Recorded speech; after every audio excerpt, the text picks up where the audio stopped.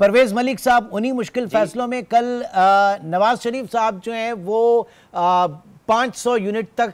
का जो है एक बहुत बड़ा रिलीफ देते हैं, 14 रुपए यूनिट। ये मुझे बताइए कि फिर फिस्कल स्पेस गवर्नमेंट के पास कहाँ है इस तरह के रिलीफ मेजर्स देने के लिए? फिस्कल स्पेस भी तो आप ही ने मैनेज करनी है ना, वो कोई बाहर से तो आके थोड़ी करेगा।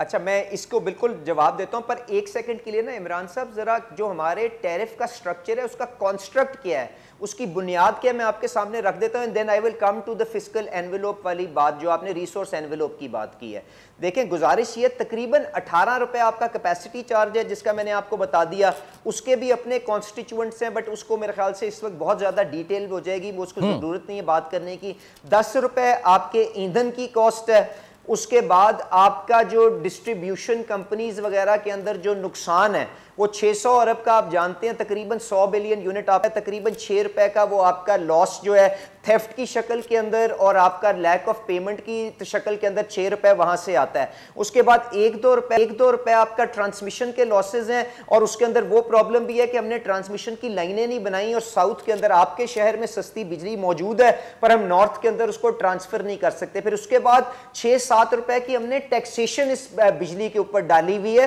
क्योंकि हम अपनी बेस को वाइडन नहीं कर सके। तो इन मसाइल को हम हल करेंगे तो फिर ही आप एक देरपा अंदाज के अंदर बिजली का टैरिफ रिड्यूस कर सकते हैं। अब जो आपने बात की कि सूबाई हुकूमतों ने ये क्या एफर्ट किया और मियां नवाज शरीफ साहब ने ये क्या इकदाम लिया है, देखें गुजारिश ये है कि हमारे लिए आईएमएफ के साथ जो शिराकत दारी है वो बिल्कुल क्रूशल है इस वक्त, बिकॉज हमारे पास अगले 2 साल के अंदर तकरीबन 50 अरब डॉलर की रीफाइनेंसिंग और फाइनेंसिंग की रिक्वायरमेंट है। Federal government led by prime minister Shahbaz Sharif is very clear कि हम आईएमएफ फ्रेमवर्क को किसी तरह जेपटाइज नहीं करेंगे। हर तरह से हम फेडरल गवर्नमेंट के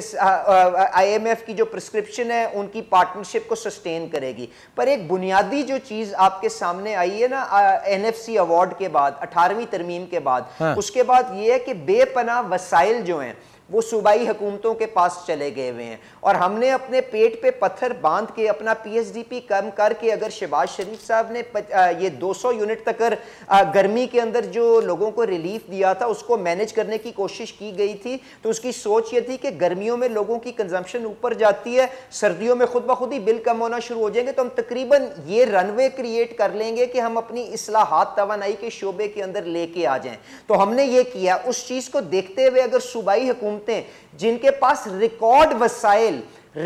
वसाइल जिनके पास ट्रांसफर हो रहे हैं इस बजट के जरिए, और सारे का सारा कर्ज का बोझ, सारे का सारा सोशल प्रोटेक्शन का बोझ, सारी की सारी दफा का बोझ वफाकी हुकूमत के पास रहता है, और अगर प्रोविंशियल गवर्नमेंट वही फॉर्मूला अडॉप्ट करते हुए अपने पेट पे पत्थर बांध के समझती है कि 2 महीने के लिए हमें लोगों को रिलीफ देना चाहिए, जो कि बिल्कुल जायज हक है क्योंकि लोग बेपनाह तकलीफ में हैं। आपने भी कहा लोग खुदकुशियों करने के ऊपर आए, तो इससे कोई बहुत बड़ा मेरा नहीं ख्याल कि कोई निजाम के अंदर भूचाल आ जाएगा। आईएमएफ विल आल्सो अंडरस्टैंड के देखें आपको रिफॉर्म विद